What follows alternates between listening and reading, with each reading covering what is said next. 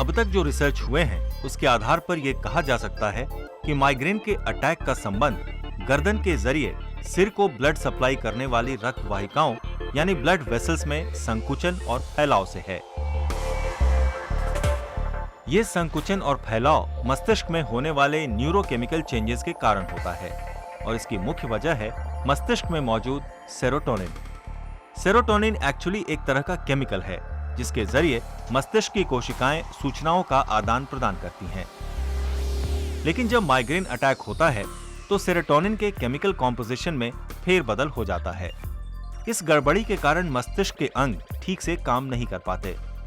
इसके अलावा रक्त वाहिकाओं की सतह भी संकुचित हो जाती है। रक्त वाहिकाओं के संकुचन के कारण मस्तिष्क में रक्त की सप्लाई घट जाती है और चूंकि रक्त का सीधा संबंध ऑक्सीजन से है, इसीलिए मस्तिष्क में ऑक्सीजन भी उचित मात्रा में नहीं पहुंचता।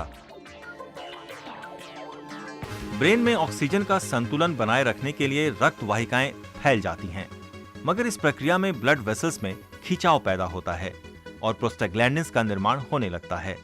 प्रोस्टाग्लैंडिन्स एक खास तरह के केमिकल्स हैं जिनके जरिए दर्द का संदेश सेंट्रल नर्वस सिस्टम तक पहुंचता है। जैसे ही ब्रेन ये संदेश रिसीव करता है, हमें दर्द महसूस होने लगता है।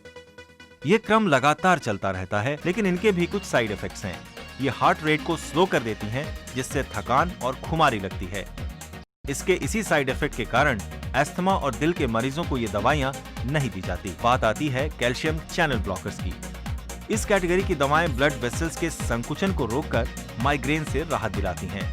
कैल्शियम चैनल ब्लॉकर्स माइग्रेन के लिए रामबाण हैं, मगर इनसे लो ब्लड प्रेशर की शिकायत हो सकती है। सिवियर माइग्रेन के केस में सुमाट्रिप्टोन और इस श्रेणी की अन्य दवाएं दी जाती हैं। ये काफी स्ट्रॉन्ग दवाएं हैं और इनका असर तुरंत होता है। ये दवाएं ब्लड वेसल्स के संकुचन के लिए जिम्मेदार न्यूरोट्रांसमीटर्स यानी सेरोटोनिन पर असर करती हैं। ये दवाएं या तो सेरोटोनिन का रिलीज कम कर देती हैं या फिर उसे रोक देती हैं। मगर इन दवाओं के साथ एक समस्या है। इस श्रेणी की दवाएं हार्ट पेशेंट्स को नहीं दी जाती।